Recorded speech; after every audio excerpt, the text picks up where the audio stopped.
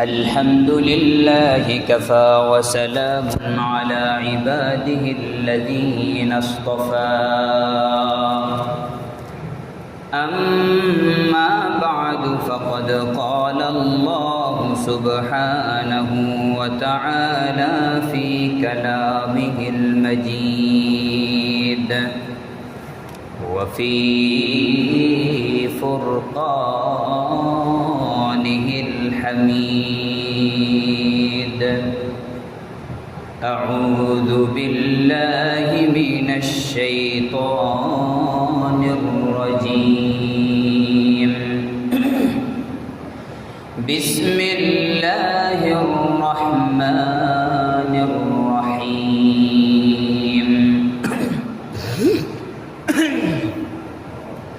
لتجدن أشد الناس عداوة للذين آمنوا اليهود والذين أشركوا ولتجدن أقربهم مودة للذين آمنوا الذين قالوا إنا نصارى ذلك بأن منهم قسيسين ورهبانا وأنهم لا يستكبرون صدق الله مولانا العظيم وبلغنا رسوله النبي الكريم ونحن على ذلك لمن الشاهدين والشاكرين والحمد لله رب العالمين معزز মুসল্লিয়ান کرام মুরব্বিয়ান ism বেরাদারান ইসলাম সর্বস্তরের তাওহীদি জনতা সর্বপ্রথম মহান রব্বুল ইজ্জাতের দরবারে কালিমাতুশ শুকর পড়ুন যিনি আমাদেরকে আজ পবিত্র জুমার দিন জুমার নামাজ আদায়ের জন্য মসজিদে এসে সমবেত হওয়ার তৌফিক দান করেছেন। এখন জুমার পূর্ববর্তী মুহূর্তে কিছু দ্বীনি আলোচনা এবং সতর্কতামূলক বাণী পেশ করার ও শোনার তৌফিক দান করছেন। সকলেই পড়ুন, বলুন আলহামদুলিল্লাহ। সম্মানিত মুসল্লিয়ানে কেরাম,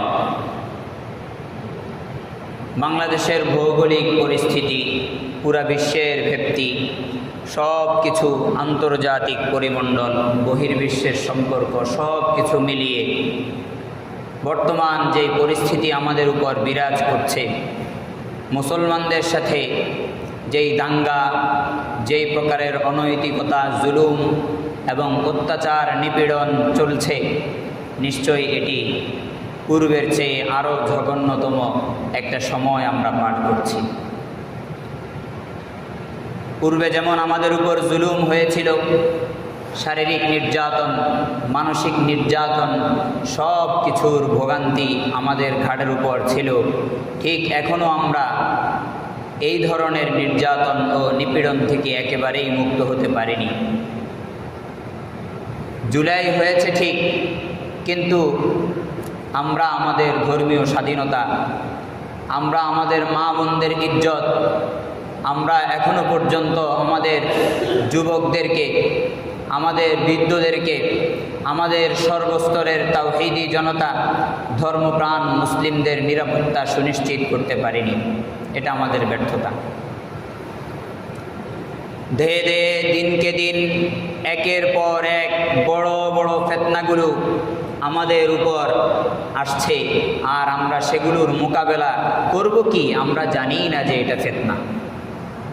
মোকাবেলা করা তো দূরের কথা, আমাদের জানাই নেই যে এটাও একটা বড় ফিতনা। সে কারণেই আজকে এমন গুরুতর একটি ফিতনা যেই ফেতনার নাম হলো বাগোয়া লাভ ট্র্যাপ, অর্থাৎ প্রেম যুদ্ধ অথবা গেরুয়া প্রেমের ফাঁদে ফেলে মুসলিম নারীদেরকে বিভিন্ন হিন্দুত্ববাদী সন্ত্রাসী গ্রুপ ইস্কনের বিভিন্ন কুকুররা যেইভাবে দর্শন করছে, যেইভাবে বেবিচার করছে, মুসলমান নারীদের প্রতি তাদের যেই কালো থাবা, এই থাবার আসল রূপ অথবা এই ষড়যন্ত্রের মূল কথা হচ্ছে লাভ ট্র্যাপ, অর্থাৎ প্রেমের একটা ফাঁদ। এরা মূলত মুসলিম নারীদেরকে নয় শুধু, বরং পুরো বঙ্গদেশ, পুরো এই ভারত উপমহাদেশ থেকে মুসলমানদেরকে বিতাড়িত করে দিতে চায়। এদের পরিচয় কি, কোত্থেকে এসেছে এরা? 1966 সনে ভারতেরই একজন নাগরিক, যার পড়ালেখা হয়েছিল ইউরোপ আমেরিকাতে, তার নাম ছিল স্বামী প্রভুপাদ। এই স্বামী প্রভুপাদ 1966 সনে হিন্দু অধিকার বা হিন্দুদের বিভিন্ন কৃষ্ণ কীর্তনের নামে একটি সংগঠনের অবতারণা ঘটিয়েছিল। সে এই সংগঠনটি যখন খোলে তখন ভারতের মাটিতে খোলার মতো সাপোর্ট পায়নি, কারণ বাস্তব পক্ষে আমাদের আশপাশে যারা সনাতনী ভাইয়েরা আছেন এবং অন্যান্য ধর্মাবলম্বী হিন্দুরা রয়েছেন, বিভিন্ন জাতের রয়েছেন, কেউ বেদ মানে, কেউ রামায়ণ, এইভাবে সনাতনী ভাই যারা রয়েছেন, ভারত উপমহাদেশের যেই হিন্দু ধর্ম রয়েছে, তারা তার এই অপহরণমূলক এবং কুচক্র এটা বুঝতে পেরেছিল। এ কারণে তাকে ভারতের মাটিতে এই সংগঠন খোলার জন্য সমর্থন করে নাই। স্বামী প্রভুপাদ সে নিজ দেশে, নিজের মাটিতে, নিজের গোত্র, নিজের ধর্ম, নিজের বর্ণের মানুষের বিরুদ্ধাচরণের তোপে পড়ে এই সংগঠন ইস্কন নামক যেই সংগঠন, এটি ভারতের মাটিতে খুলতে পারে নাই। সর্বপ্রথম এর সূচনা করেছে সে আমেরিকাতে। কোথায়? আমেরিকাতে। যদিও প্রাথমিক অবস্থায় কৃষ্ণ কীর্তনের নামে এই সংগঠনটি চালু হয়েছিল, কিন্তু কিছুদিন যেতে না যেতেই তাদের কর্মের পরিধি এবং তাদের চতুরতা আন্তর্জাতিক পরিমণ্ডলে তাদের বিস্তৃতি অনেক বেড়ে চলেছে। তারা বিভিন্ন রাষ্ট্রে এই সংগঠনের নামে শাখা প্রশাখা খুলে বিভিন্ন কর্মকাণ্ড পরিচালনা শুরু করেছিল, যার ফলে ভারতের এক হিন্দুত্ববাদী জঙ্গি সংগঠন RSS, কি বললাম, রাষ্ট্রীয় স্বয়ংসেবক সংগঠন, রাষ্ট্রীয় স্বয়ংসেবক সংগঠন ARSS জঙ্গি সংগঠন একটা, যেটা হিন্দু অধিকারের নামে মুসলিমদেরকে নিধনের কাজে নেমেছে। যেই সংগঠন বাবরি মসজিদ শহীদ হওয়ার পেছনে লেগে আছে, যেই সংগঠন গুজরাটের দাঙ্গার পেছনে লেগে আছে, যেই সংগঠন মুজাফফরনগরে দাঙ্গা লাগিয়েছে, যেই সংগঠন দিল্লির মধ্যে দাঙ্গা লাগিয়েছে, যেই সংগঠন বিভিন্ন সময়ে বিভিন্ন ধরনের অপকর্ম এবং সন্ত্রাসী কার্যক্রম পরিচালনা করেছে, এই RSS যখন দেখল ইস্কন বিশ্বব্যাপী বিস্তৃতি লাভ করতে লাগলো, তখন ভারত নিজের দেশীয় এই লোকের করা এই সংগঠনকে স্বীকৃতি দিয়ে নিজেদের ডান হাত বাম হাতের মতো কাজ করতে শুরু করল। এই ইস্কনকে RSS সমর্থন করে, RSS হলো বর্তমান ভারতের বিজেপি সরকারের সমর্থিত একটি কৃষ্ণ কীর্তনের নামের ধর্মের নামে একটি সংগঠন, যেটা হিন্দুত্ব মৌলবাদী সংগঠন তারা বলে, বাস্তবিক পক্ষে এটা একটা সন্ত্রাসী সংগঠন। যেই সন্ত্রাসী সংগঠন বিভিন্ন জায়গায় মুসলমান নিধনের জন্য কাজ করে যাচ্ছে আজও। এই সন্ত্রাসী সংগঠন ইসকনকে সমর্থন করে তারা তাদের অভ্যন্তরীণ রাজনীতির জন্য, ভারতের অভ্যন্তরীণ রাজনীতির জন্য ইসকনকে সফট পাওয়ার হিসেবে আন্তর্জাতিক পরিমণ্ডলে ব্যবহার করতে শুরু করল। প্রিয় মুসল্লিয়ানে কারাম, যে কোনো একটি শক্তিধর রাষ্ট্র তার প্রভাব বিস্তারের জন্য বহির্বিশ্বে দুই ধরনের পাওয়ার ইউজ করে। কয় ধরনের? দুই ধরনের শক্তি অথবা দুই ধরনের পাওয়ার তারা ব্যবহার করে। এই দুই ধরনের পাওয়ারের মধ্যে একটা হলো হার্ড পাওয়ার আর একটা হলো সফট পাওয়ার। হার্ড পাওয়ার বলা হয় সামরিক শক্তি, মিলিটারি শক্তিকে, অর্থাৎ আগ্রাসনের সময় যখন কিংকর্তব্য বিমূঢ় হয়, বাধ্য হয় সর্বশক্তি ব্যয় করার জন্য, তখন একটা রাষ্ট্র তার বিপক্ষ রাষ্ট্রের জন্য অথবা শত্রুপক্ষের জন্য হার্ড পাওয়ার ইউজ করে। অন্যথায় প্রভাব বিস্তারের জন্য সচরাচর কেউ হার্ড পাওয়ার বা মিলিটারি শক্তি এটা ব্যবহার করতে চায় না। এটাকে সংরক্ষণ করে এবং জিয়ে রাখে দেশের আন্তর্জাতিক লেভেলের, দেশের অভ্যন্তরীণ শক্তির সঞ্চার বা উৎসই হলো হার্ড পাওয়ার। এমনইভাবে আরেকটা হলো সফট পাওয়ার। এটা হলো পলিটিক্যাল একটা মাধ্যম, যেই মাধ্যমে আমরা সশস্ত্র বিপ্লবের মাধ্যমে, অস্ত্র ধারণের মাধ্যমে বিভিন্ন রাষ্ট্রে, বিভিন্ন দেশে, বিভিন্ন বর্ণে, জাতিতে, গোষ্ঠীতে, ধর্মে আক্রমণ তো করব না, কিন্তু আমাদের সংস্কৃতি তাদের সংস্কৃতির সাথে মিলিয়ে তাদের সংস্কৃতি বিকৃতি ঘটাবো, তাদের ঈমান আমালকে ধ্বংস করে দিব এবং তাদেরকে হিন্দুত্ববাদের দিকে ধীরে ধীরে ধাবিত করব। একটা সময়ে আমরা তাদেরকে হিন্দু হওয়ার জন্য বাধ্য করব। এটা হলো সফট পাওয়ার, যেটা অভ্যন্তরীণ কাজ করে। এই ভারতের রাজনীতি শক্তির এক সফট পাওয়ারের আন্তর্জাতিক নাম হলো ইসকন। কি বললাম?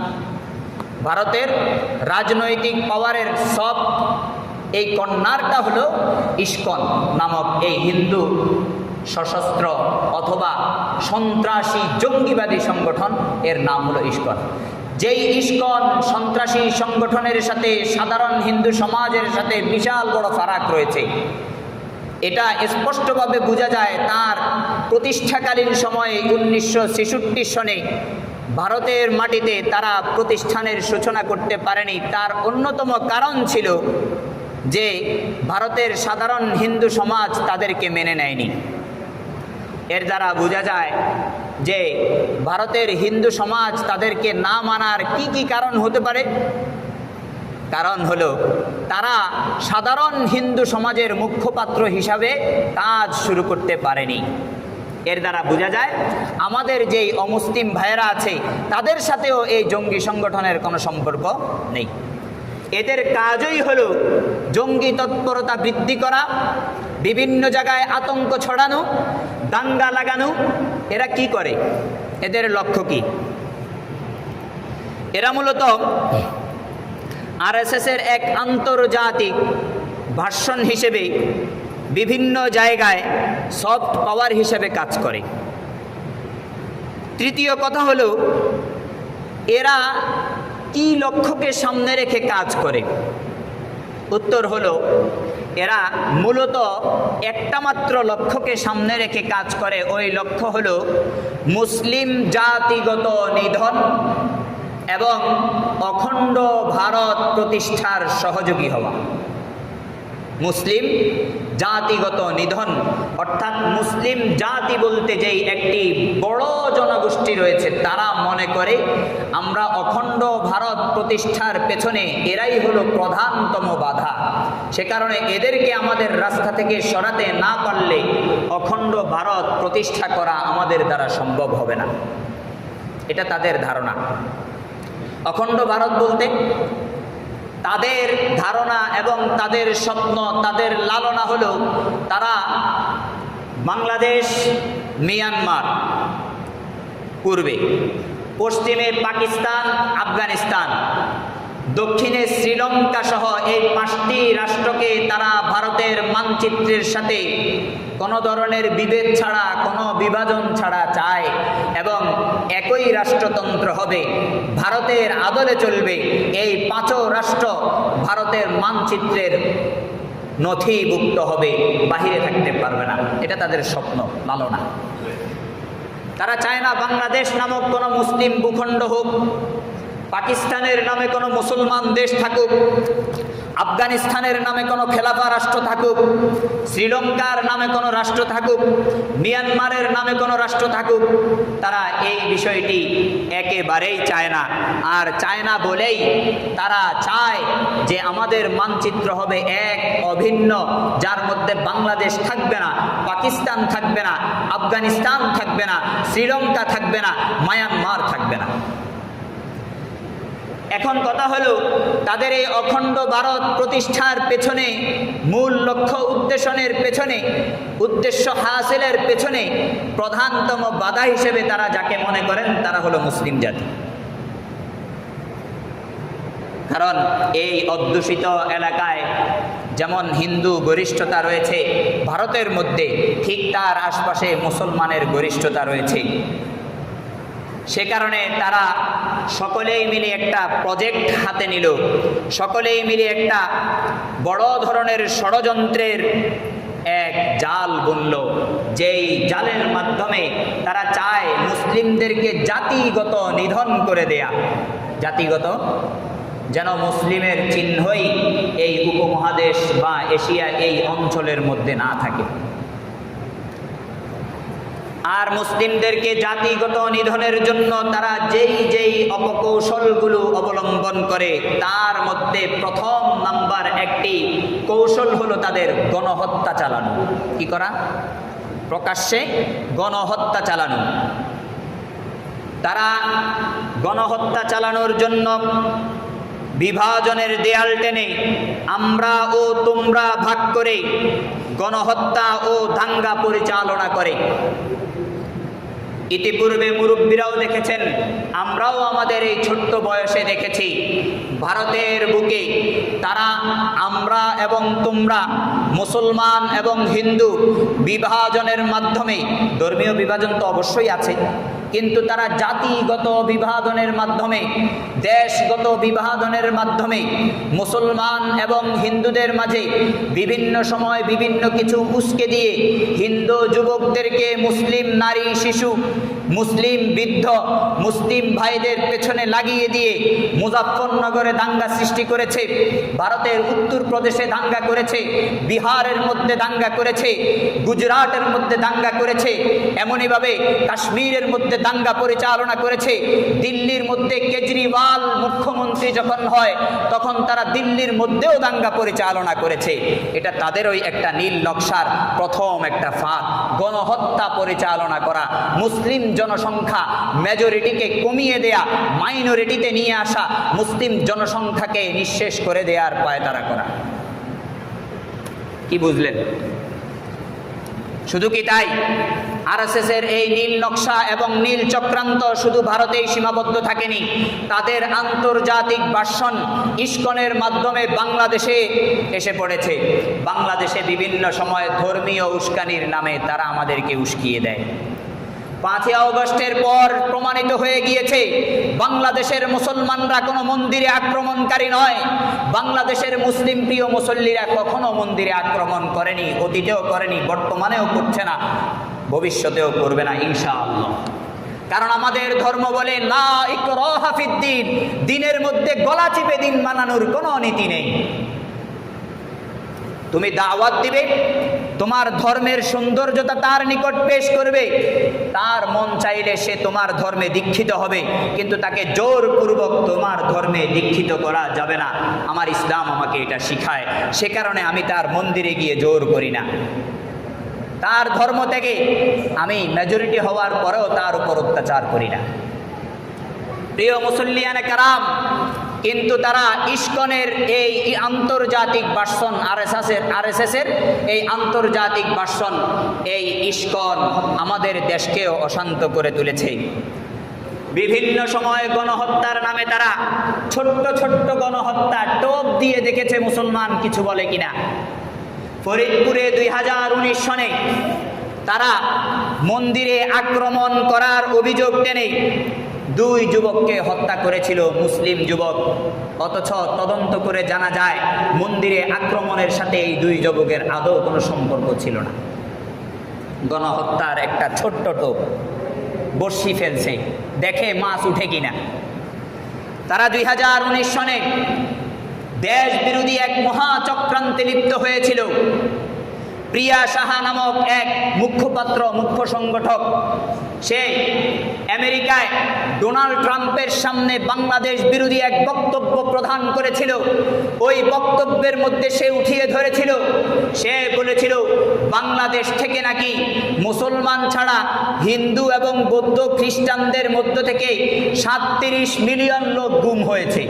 বলেন নাউজুবিল্লাহ, এমন কাজ কি বাংলাদেশের ইতিহাসে স্বাধীনতার আগে 71-এর আগেও ঘটে নাই, 71-এর পরেও ঘটে নাই। কিন্তু তারা মিথ্যাচার করেছে, দেশ বিরোধী ষড়যন্ত্রে লিপ্ত হয়েছে।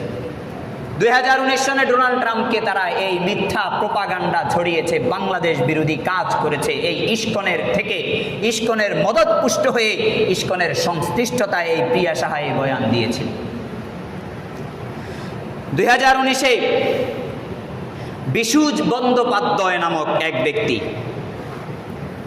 বিভিন্ন জাতীয় মাধ্যমে দাড়ি এবং টাকনুর উপরে কাপড় পরা নিয়ে ঠাট্টা বিদ্রুপ করে লিখেছিল যে দাড়ি যারা রাখে তারা জঙ্গিবাদ, যারা টাকনুর উপর কাপড় পরে তারা জঙ্গিবাদ। ইসলামী মূল্যবোধ হলো দাড়ি। এই দাড়িকে তারা আক্রমণ করে বিভিন্ন গণমাধ্যমে প্রতিবেদন ছেপেছে, আন্তর্জাতিক মাহলে মুসলমানদেরকে বদনাম করার জন্য বলেছে দাড়ি নাকি জঙ্গিবাদের সিমটম। তাহলে আমরা বলবো ইস্কন যেই জঙ্গিবাদ ছড়িয়ে দিয়েছে, আমরা কি বলবো যে গেরুয়া পোশাক হলো জঙ্গিবাদের চিহ্ন? তারা গেরুয়া পোশাক পরিধান করে না, হলুদ বর্ণের মতো কুসুম কালারের একটা পোশাক পরিধান করে, এটা তাদের চিহ্নিত করার অন্যতম একটা মাধ্যম।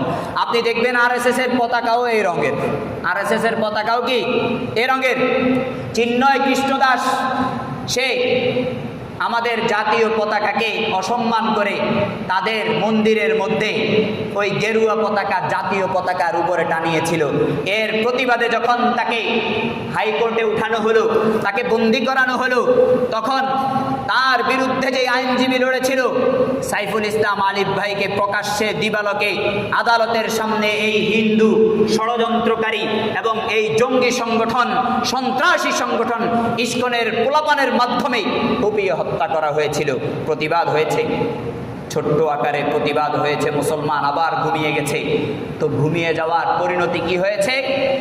ওই যে ছাড় পেয়েছে, এই ছাড়ের কারণে আজ আমাদের আশামণি 13 বছরের কন্যা দর্শিতা 3 দিন যাবৎ গণধর্ষণ তার উপর হয়েছে এই হিন্দু ইস্কন কর্তৃক যুবকদের হাতে। টঙ্গী গাজীপুরে মসজিদের খতিব সাহেব তাদের অপতৎপরতা সম্পর্কে মানুষদেরকে ষড়যন্ত্রের কথা যখন জানিয়েছিল, তাদের বিরুদ্ধে তাদের করা সকল নীল নকশা এবং খারাপ কুচক্রগুলো যখন মানুষদেরকে সচেতনতামূলক বয়ানের মাধ্যমে জানিয়েছিল, তাকে একে একে 7-8টা চিঠির মাধ্যমে থ্রেট দেওয়া হয়েছে, ধমকি দেওয়া হয়েছে, তোমাকে উড়িয়ে দিব, তোমার সভাপতি সেক্রেটারি সহ খবর আছে। বলে তারা যে দিয়েছে থ্রেট, এটার বুঝার মাধ্যম কি? পেজের মধ্যে তারা লিখেছে, বলে তুমি অপকৌশলে জয় শ্রীমা রামের জন্য তুমি মানুষদেরকে দাওয়াত দিবে, হরে কৃষ্ণ হরে রামের দাওয়াত দিবে। তারা লিখেছিল যে বিএনপি এবং এনসিপির বিরুদ্ধে অবস্থান নিয়ে স্পষ্ট বক্তব্য দিবে। খতিব সাহেবকে থ্রেট দিয়েছিল। জানি না তাদের এর দ্বারা কি উদ্দেশ্য ছিল, কিন্তু যেগুলোর আলামত রয়েছে এই আলামতের মাধ্যমে বোঝা যায় এরাই হলো তারা যারা অতীতেও কর্মকাণ্ড ঘটিয়েছে, জঙ্গির মতো, সন্ত্রাসের মতো। সাইফুল ইসলাম আলিফকে হত্যা করেছে তারা। শুধু কি তাই, 2020 সালে তাদের সংশ্লিষ্টতায় আমাদের ওমর ফারুক ভাই ত্রিপুরা মুসলমান হওয়ার অপরাধে এই জঙ্গি সংগঠন ইস্কনের বাগড়া দেওয়ার ফলে তাদের সংশ্লিষ্টতায় ওমর ফারুক ভাইকে প্রকাশ্যে দিবালোকে গুলি করে হত্যা করা হয়েছিল। ভারতের দাঙ্গা আন্তর্জাতিক ভার্সন ইস্কনের মাধ্যমে বাংলাদেশেও এসে গেছে। ভারতে গণহত্যার যে জেনোসাইডগুলো তারা পরিচালনা করেছে, এই জেনোসাইডের সিমটম বাংলাদেশেও ঢুকিয়ে দিয়েছে।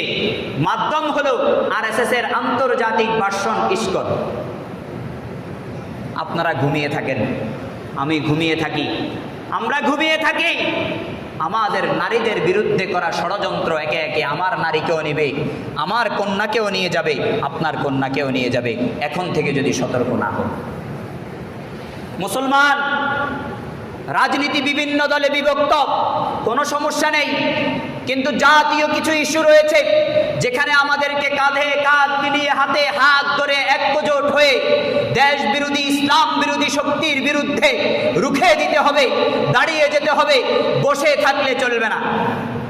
আপনি বিএনপি করেন, জামাত করেন, আপনার ইচ্ছা, আমি কিছু করি না, তাই বলে কি আমি কাফের হয়ে গেছি?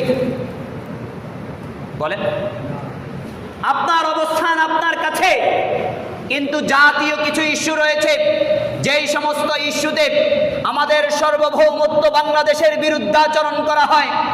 এই বাংলাদেশের ভূমিদস্যু যারা রয়েছে তাদের বিরুদ্ধে যখন আমরা এক হব, তখন আমাদের পরিচয় জামাতের ব্যানার থাকবে না, বিএনপির ব্যানার থাকবে না, তখন আমরা দেশের হেফাজতকারীর ব্যানার হবে। আমরা সকলেই কাঁধে কাঁধ মিলিয়ে কাজ করব। যদি এটা আমরা না করতে পারি, তারপরেও আমরা দলে দলে বিভক্ত হই, তাহলে জেনে নেন আমাদের ধ্বংস অনিবার্য, অতি সত্বর সেটা আমরা দেখতে পাব, অতি সত্বর আমরা সেটা দেখতে পাব।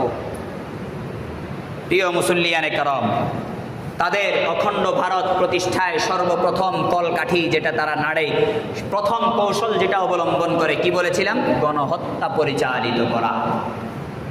মুসলমান হিন্দুর মাঝে বিভেদের দেয়াল টেনে দিয়ে আমরা ও তোমরা ভাগ করে জাতিগত তত্ত্বের এক ভুল মেসেজের মাধ্যমে তারা গণহত্যাগুলোকে উস্কে দেয়। এর ফলশ্রুতিতে আন্তর্জাতিক পরিমণ্ডলে আমাদেরকে তারা কলুষিত করতে চায়। কিন্তু বাংলাদেশের মুসলমান আলহামদুলিল্লাহ ধৈর্যের পরাকাষ্ঠা প্রদান করেছে, কিন্তু এই ধৈর্যের সাথে সাথে নিজের অধিকারও আদায় করতে হবে, নিজের অধিকারও আদায় করতে হবে। আন্তর্জাতিক পরিমণ্ডলে আমাদের বড় বড় রাজনৈতিক দলেরা যদি দাঁড়ায় যে আমাদের দেশে কেন ইস্কনের মতো সন্ত্রাসী দলের অপতৎপরতা চলবে, তাহলে আমরা আমাদের অধিকার পাবো। আমরা মনে করি আপনারা রাজনীতি করবেন তো আমাদের মুখপাত্র হয়ে করেন, আপনাদের ভোট বাড়িতে বাড়িতে গিয়ে খোঁজা লাগবে না, আপনাদেরকে খুঁজে খুঁজে মানুষ ভোট দেবে। আপনারা আমাদের মুখপাত্র হন, আপনারা আমাদের প্রতিনিধিত্ব করেন। আমাদের প্রতিনিধিত্ব যখন আপনারা করবেন, আমাদের হৃদয়ের কথাগুলো আন্তর্জাতিক সরকারের কাছে, প্রধানমন্ত্রীর কাছে, প্রধান উপদেষ্টার কাছে, রাষ্ট্র শাসকের কাছে যখন উঠিয়ে ধরবেন, আমাদের দাবিগুলো আপনারা আদায় করে দেবেন, আমরা আপনাদেরকে ভোট দিব না তো কাকে দিব? মুসলমানদের ধর্মীয় সেন্টিমেন্ট, এটাকে বুঝুন। এটা দিয়ে রাজনৈতিক খেলা খেলবেন না, নগ্ন খেলায় লিপ্ত হবেন না। প্রিয় মুসল্লিয়ানে কেরাম, এই ইস্কনের অপতৎপরতার প্রথম গুটি হল গণহত্যা পরিচালনা করা। দ্বিতীয়ত, তারা তাদের নীল নকশা, এই গণহত্যার যে একটা বড় সিমটম, 2021 সালে তারা চিন্তা করছেন, 2021 সালে ভারতের উত্তরাখণ্ডের হরিদ্বারে তাদের এক ধর্মীয় বিশাল বড় বৈঠক অনুষ্ঠিত হয়। তাদের বড় বড় ধর্মীয় গুরুরা আসে। সম্ভবত 17 ডিসেম্বর থেকে 19 ডিসেম্বর পর্যন্ত 3 দিন ব্যাপী এই ধর্মীয় অনুষ্ঠান পরিচালিত হয়েছে। ভারতের উত্তরাখণ্ডের হরিদ্বার নামক ওই জায়গায় তারা একে একে বক্তৃতা প্রদান করেছিল যে মুসলমানদের বিরুদ্ধে চুপ থাকা যাবে না, সশস্ত্র বিপ্লবে অবতীর্ণ হতে হবে, তাদের বিরুদ্ধে কচুকাটার মতো গণহত্যা চালাতে হবে, তাদের বিরুদ্ধে জেনোসাইড চালাতে হবে, দাঙ্গা পরিচালনা করতে হবে, তাদেরকে এই ভারত উপমহাদেশ থেকে বিতাড়িত না করতে পারলে তাহলে অখণ্ড ভারত প্রতিষ্ঠায় তারাই হলো অন্যতম মাধ্যম। তারা থাকলে আমরা অখণ্ড ভারত প্রতিষ্ঠা করতে পারবো না।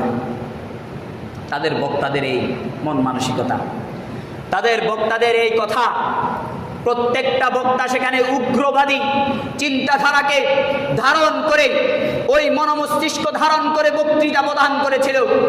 এক বক্তা সেখানে বলেছিল তাদের বিরুদ্ধে শুধু তরবারি ধরলে চলবে না, তরবারির চেয়ে আরো ভয়ঙ্কর কিছু আনতে হবে। কাদেরকে? আমাদেরকে ভাই। আর এই গণহত্যা কি শুধু ভারতের অভ্যন্তরীণ বিষয়? আমি তো বললাম তারা যে এই রাষ্ট্র গঠন করতে চায়, ওই রাষ্ট্রের পরিধি হলো পূর্বে বাংলাদেশ, মিয়ানমার, পশ্চিমে পাকিস্তান, আফগানিস্তান, দক্ষিণে শ্রীলঙ্কা সহ এই 5 রাষ্ট্রকে তারা তাদের মানচিত্রের অধীনে চায়, বাহিরে চায় না। সে কারণে আমাদের পার্বত্যেও তারা কখনো কখনো উস্কে দেয়া বিভিন্ন ধরনের সন্ত্রাসী সংগঠনের মাধ্যমে আমাদেরকে অস্থিতিশীল করে। প্রিয় মুসল্লিয়ানে কেরাম, তারা তাদের লক্ষ্যে পৌঁছার জন্য দ্বিতীয় যেই বুলেট বোমা ব্যবহার করে, দ্বিতীয় যেই কৌশল অবলম্বন করে এই ইস্কন অর্থাৎ আরএসএস এর আন্তর্জাতিক ভার্সন, এই ইস্কন নামক সংগঠনের বড় বড় সন্ত্রাসীরা তাদের দ্বিতীয় যেই বুলেট বোমা তারা ব্যবহার করে সেটা হলো দেশান্তরিত করে দেয়া। যেই সমস্ত অধ্যুষিত এলাকার মধ্যে তাদের মেজরিটি পার্সেন্ট হিন্দু রয়েছে, ওই সমস্ত এলাকার জন্য রাষ্ট্রীয় শাসকের কাছে এমন ধরনের আইন প্রণয়নের জন্য চাপ দেওয়া, যেই আইনের মাধ্যমে অটোমেটিকলি মুসলিমরা ভূবিচ্যুত হয়ে যায়, যে আইনের মাধ্যমে অটোমেটিকলি মুসলিমরা ভূমিচ্যুত হয়ে যায়, মুসলিম সম্প্রদায় টিকে থাকতে পারে না। কখনো ভারতে দেখবেন ওয়াকফ আইনের নামে মুসলমানদের ওয়াকফ সম্পত্তি বাজেয়াপ্ত করার জন্য নীল নকশা এঁটেছে এই আরএসএস। কখনো দেখবেন ভারতে এনআরসির নামে মুসলমান নিধনের জন্য, তাদেরকে বিদেশি বলার জন্য, তাদেরকে অভ্যন্তরীণ তাদের বাপদাদার ভিটা থেকে সরানোর জন্য, আফগানিস্তানি বলে আখ্যা দেওয়ার জন্য, বাংলাদেশি বলে আখ্যা দেওয়ার জন্য, পাকিস্তানি বলে আখ্যা দেওয়ার জন্য বিভিন্ন ধরনের আইন প্রণয়ন হয়েছে ভারতের পার্লামেন্টের মধ্যে। এবং সেই আইন প্রণয়নের ধারা আস্তে আস্তে আরএসএস এর আন্তর্জাতিক ভার্সনের মাধ্যমে বাংলাদেশেও ঢুকে গেছে। বাংলাদেশে সংখ্যালঘুর অধিকারের নামে সংখ্যাগরিষ্ঠদেরকে বঞ্চিত করা হয় কি হয় না বলেন? সংখ্যাগরিষ্ঠ অধিকার পায় না, সেখানে সংখ্যালঘুর অধিকার বিনির্মাণে আমাদের ধর্মীয় গুরুদেরকে আমি বড় আফসোসের সাথে বলতে চাই, দেখেছি ধর্মীয় গুরুরা তারা মন্দিরে পর্যন্ত গিয়েছে, অথচ তারা এত কঠোর, তারা আমাদের বিরুদ্ধে এত কঠোর। তাদের মন্দিরে যাওয়া তো এমনিতেই জায়েজ নেই, তাদের মন্দিরে তো পাহারা দেওয়ার জন্য তারাই কেবল যাবে যারা আইন শৃঙ্খলা বাহিনী। কিন্তু আমি অনেককেই পদস্খলন হতে দেখেছি এই 25 সালে। আল্লাহ আমাদের হেফাজত করুন। মন্দিরে গিয়ে এমন এমন কাজ আমরা পরিচালনা করেছি যেগুলো ঈমান বিধ্বংসী কাজ। খবরদার মুসলমান, ঈমান চোর বসে রয়েছে ওত পেতে আপনার ঈমান নিয়ে যাওয়ার জন্য। কোথায় আছে? প্রিয় মুসল্লিয়ানে কেরাম, বলতে চাচ্ছিলাম এই ইস্কন নামক সন্ত্রাসী সংগঠন তাদের বুলেট বোমা হিসেবে দ্বিতীয় হাতিয়ার ব্যবহার করে দেশান্তরিত করা, বিভিন্ন আইন প্রণয়নের মাধ্যমে মুসলিম ভূপৃষ্ঠ থেকে মুসলিমকে তার ঘর থেকে ঘাট ধাক্কা দিয়ে বের করে দেয়া, তাকে আফগানিস্তানি বলে আখ্যা দেয়া, ইরানি বলে আখ্যা দেয়া, আরব থেকে এসেছে বলে আখ্যা দেয়া, বিভিন্ন ওয়াকফ বিল, এনআরসি বিল, বিভিন্ন বিলের মাধ্যমে মুসলমানদেরকে তাদের ভূমি থেকে বের করে দেওয়ার নীল নকশাটা, এটা হলো তাদের দ্বিতীয় মাধ্যম, যেটার মাধ্যমে তারা হিন্দু রাষ্ট্র এবং অখণ্ড ভারত প্রতিষ্ঠা করতে চায়, রাম রাজ্য কায়েম করতে চায়। আপনাদের কি মনে নেই তারা বাবরি মসজিদ শহীদ করে সেখানে রাম মন্দির নির্মাণ করেছিল? আমাদের শত বছরের এই মসজিদকে তারা শহীদ করেছিল। এইভাবে তারা ভারতের বিভিন্ন জায়গায় মসজিদ মাদ্রাসা কেন্দ্রিক দাঙ্গাগুলো লাগিয়ে লাগিয়ে মুসলমান এবং অমুসলমানের মধ্যে বিভেদ সৃষ্টি করে রেখেছে। প্রিয় মুসল্লিয়ানে কেরাম, তারা তাদের এই লক্ষ্যে পৌঁছার জন্য তৃতীয় যেই জঘন্যতম নিকৃষ্টতম একটি মাধ্যম ব্যবহার করে, সেটি হলো ধর্মান্তরিত করা বল প্রয়োগ করে। হিন্দু হবে না, হবে না কেন, ঘাট ধরে হওয়াবো, এই টাইপের এটা অ্যাটিটিউড। এই ইস্কন বিভিন্ন দেশে বন্ধ হয়ে গিয়েছে। বন্ধ করার মূল কারণ হচ্ছে তারা জোর করে বিধর্মীদেরকে ধর্মান্তরিত করে এবং করে হিন্দু ধর্ম অবলম্বন করতে বাধ্য করে। আন্তর্জাতিক পরিমণ্ডলে আপনারা পেয়ে যাবেন, কারো যদি দলিলের প্রয়োজন হয় আমার কাছে আসবেন, এগুলো সব আমার সংগ্রহ আছে, আমি আপনাদেরকে দিব, পড়ে নেবেন, সতর্ক হয়ে যাবেন। তাদেরকে বাদ দেওয়া হয়েছে শিশু নির্যাতনের কারণে। এই যে চিন্ময় কৃষ্ণ দাস, সেও শিশু নির্যাতিত একজন লোক। বিভিন্ন শিশুরা তার ব্যাপারে প্রতিবেদন দিয়েছে, শিশুদেরকে নির্যাতন করেছে, মানসিক নির্যাতন করেছে, যৌন হয়রানি করেছে। এরা হলো গেরুয়া পোশাকের আড়ালে এক বড় সন্ত্রাসী কার্যক্রম পরিচালনা করে। আমরা বুঝি না।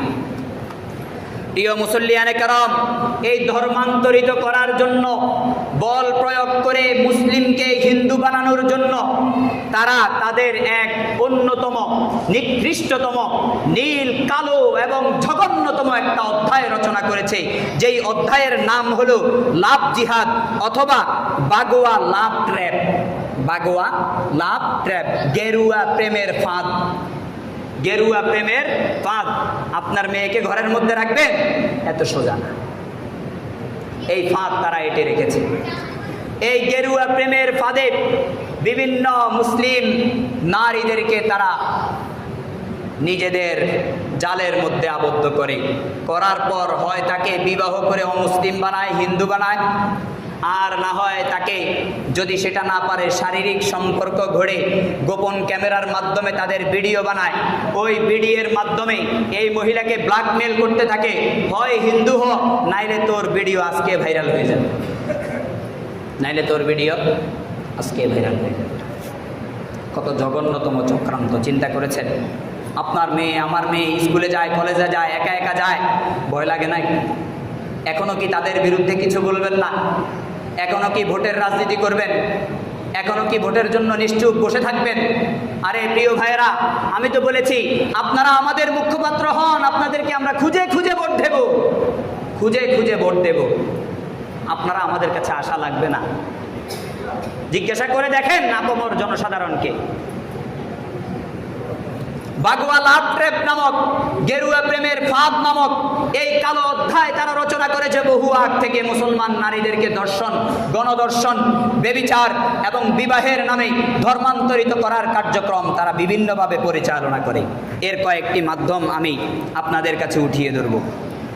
তাদের গেরুয়া প্রেমের ফাঁদগুলো হলো, 1 নাম্বার সাইকোলজিক্যাল ওয়ার। 1 নাম্বার কি? সাইকোলজিক্যাল ওয়ার, মনস্তাত্ত্বিক যুদ্ধ।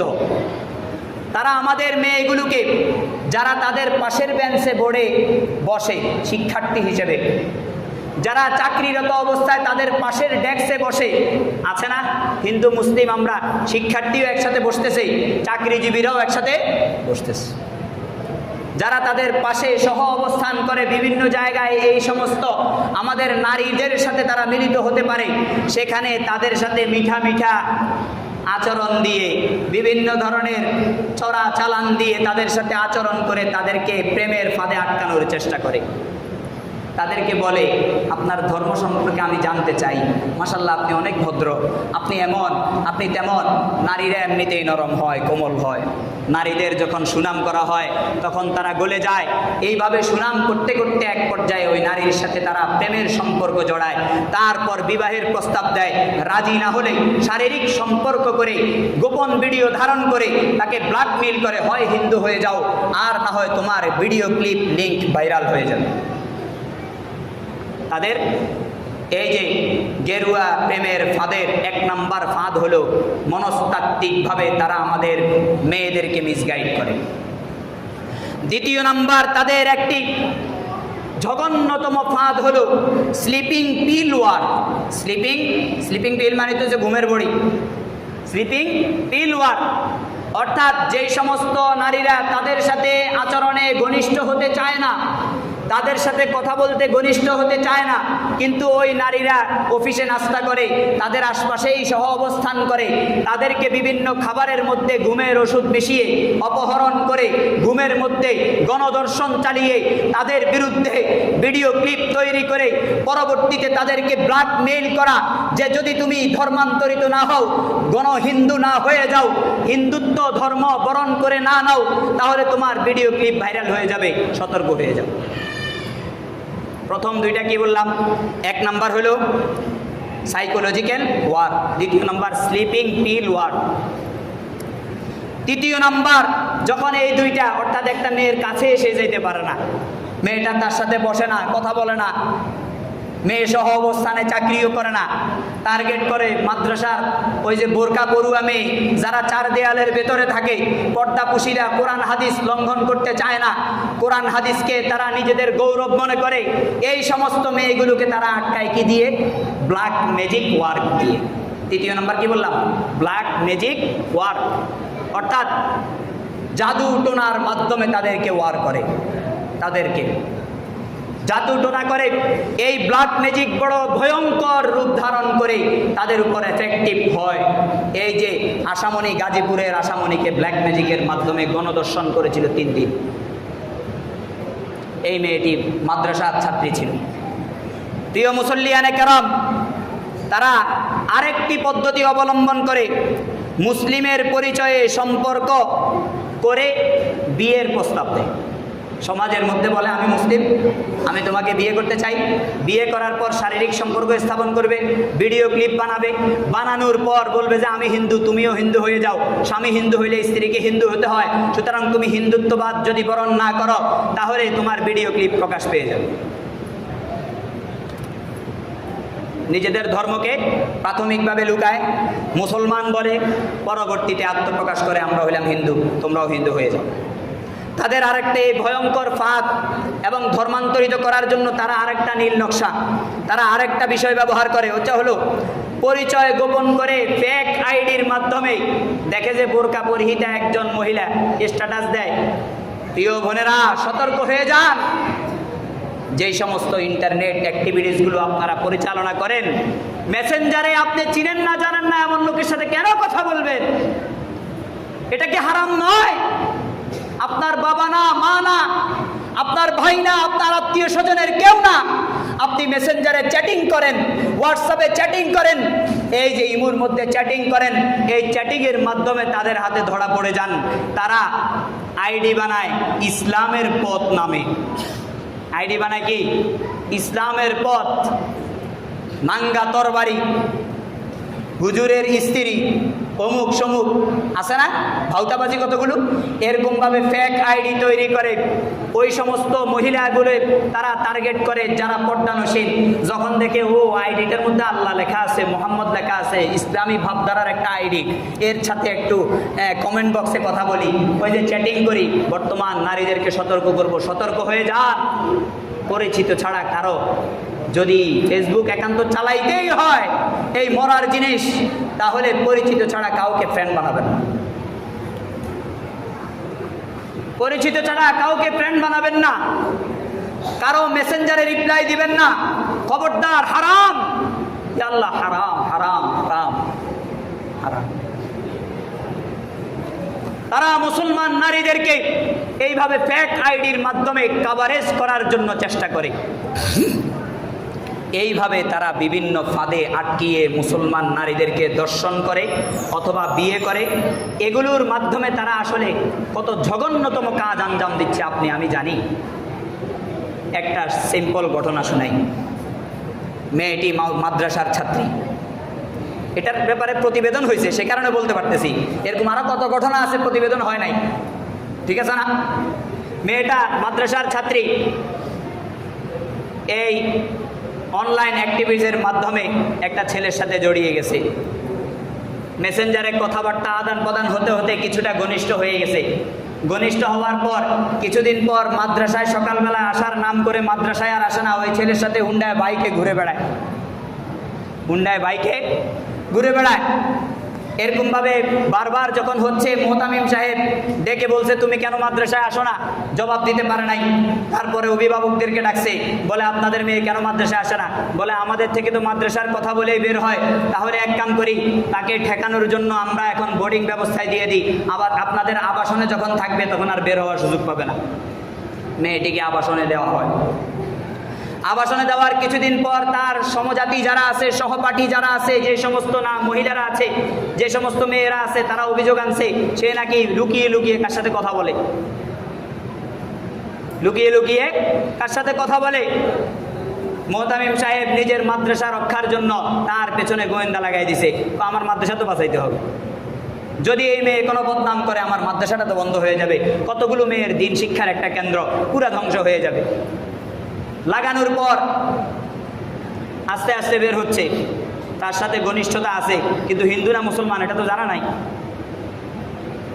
কিছুদিন পর মেয়েটি হঠাৎ জরুরি ছুটির তলব করে, মোহতামিম বরাবর দরখাস্ত দেয় আমার একদিনের ছুটি লাগবে অথবা আমার এত ঘন্টার ছুটি লাগবে।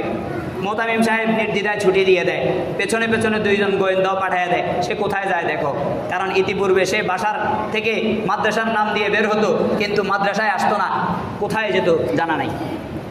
ওই দুইজন গোয়েন্দা সংস্থা ওই দুইজন গোয়েন্দার রিপোর্ট হলো যে এই মেয়েটি শহরের একটি নামি দামি হোটেলের সামনে গিয়ে একজন বাইকারের সাথে গিয়েছে, বাইকের পেছনে উঠে নামি দামি হোটেলের সামনে গিয়ে ওই হোটেলের ভেতরে 4 ঘন্টা অবস্থান করেছে, 4 ঘন্টা পরে বেরিয়ে এসেছে।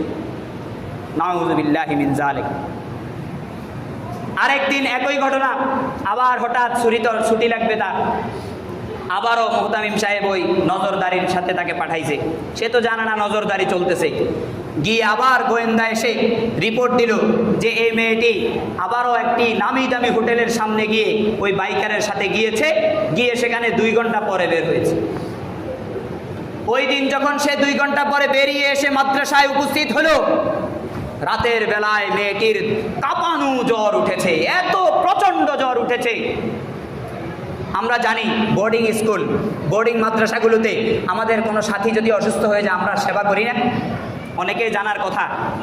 এরকমভাবে অন্যান্য মেয়েরা তার সেবা যত্নে লিপ্ত হলো, তার মাথায় পানি দিচ্ছে, গাটা মুছাইয়া দিচ্ছে।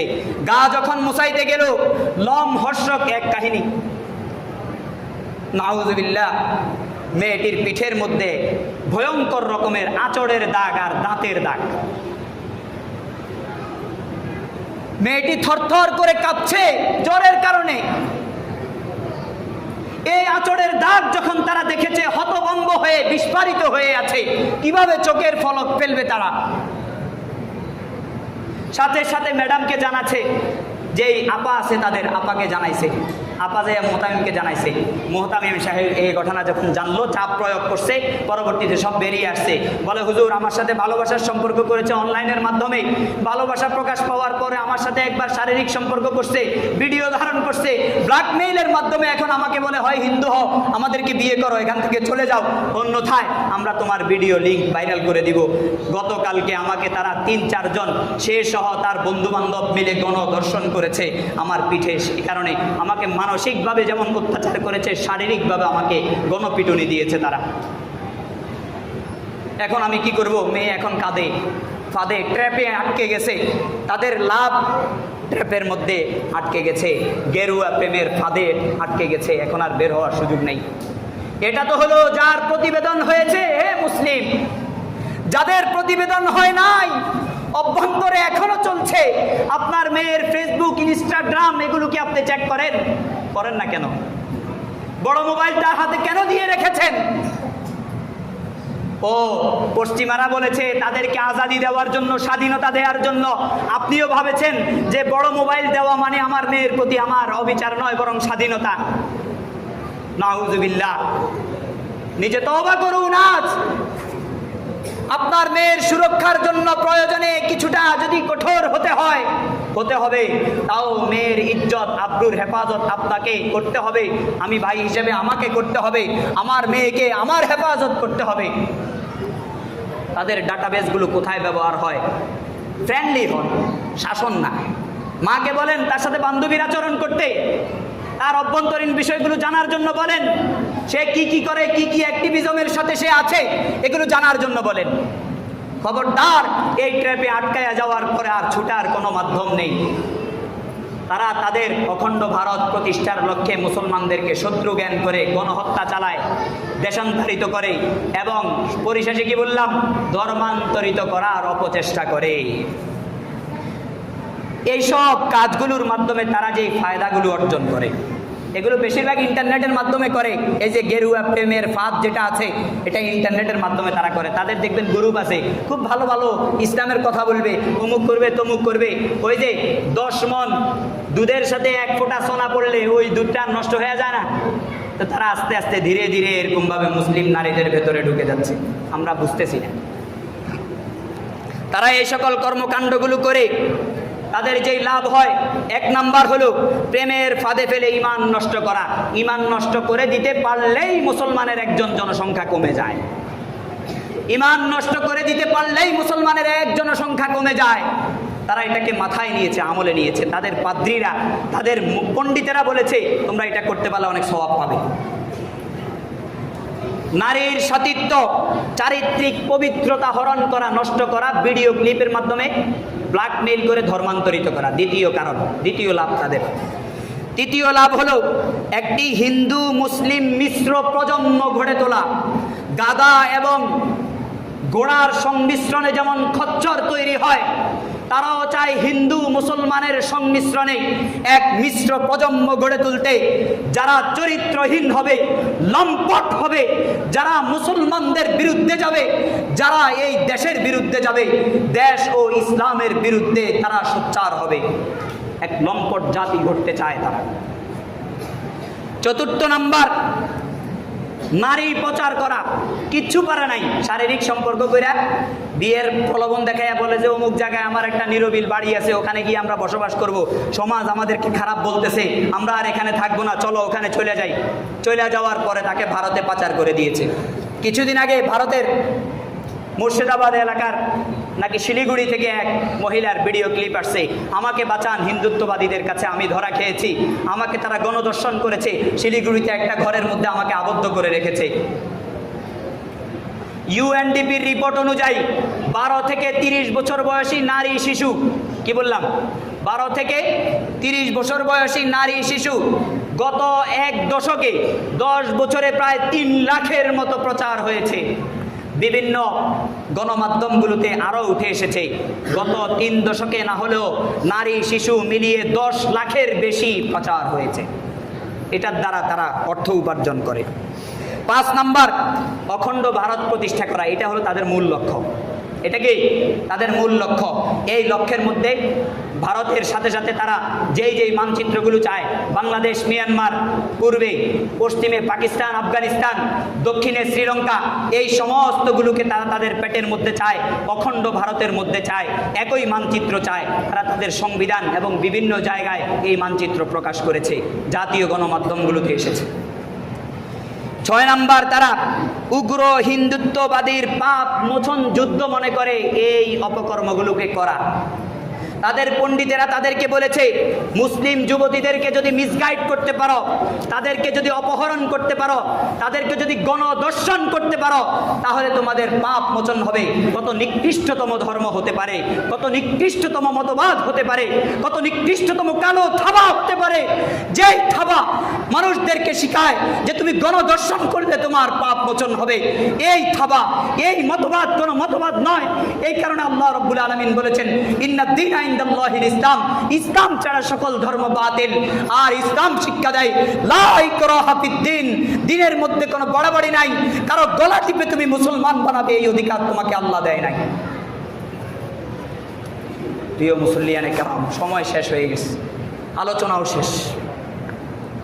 এই আমার একটা উদাত্ত আহ্বান, শেষমেশ, এটা খুব গুরুত্বপূর্ণ দেশের ইস্যুতে, খুবই গুরুত্বপূর্ণ। কালকে যে আমাকে গুম করবেন না, এটা কি নিশ্চয়তা আছে বলেন? আমিও তো আজকে তাদের বিরুদ্ধে কথা বলেছি। গাজীপুরের টঙ্গীতে যাকে গুম করেছে তিনিও এই কথাগুলোই বলেছিলেন, গুম করুক, কথা এগুলো তো বলতে হবে। এই মুসলমানরা জানবে কোত্থেকে না হইলে? প্রিয় মুসল্লিয়ানে করম, দল মত নির্বিশেষে সরকারের কাছে আমরা তাদের নিষিদ্ধের দাবি জানাবো। এখানে কোনো বিএনপির ব্যানারও চলবে না, জামাতের ব্যানারও চলবে না, কোনো দল নয়। এটা দেশের ইস্যু, দেশের সার্বভৌমত্বের ইস্যু, এটা ইসলামের ইস্যু। এখানে আমরা সবাই মুসলমান না? বিএনপি কি কাফের হয়ে গেছে? জামাত কি অমুসলিম? সবাই আমরা মুসলমান। এই সবাই মুসলমান হওয়ার ভিত্তিতে কাঁধে কাঁধ মিলিয়ে শক্তি প্রয়োগ করে আমরা আমাদের অধিকার আদায় করি। আমরা আমাদের অধিকারের জন্য সরকারের কাছে আমরা প্রতিলিপি প্রেরণ করবো ইনশাআল্লাহ। আল্লাহ রাব্বুল আলামিন আমাদেরকে বুঝে শুনে এই ফিতনাগুলো বুঝে শুনে মোকাবেলা করার তৌফিক দান করুন। ওয়া মা তাওফীকি ইল্লা বিল্লাহ।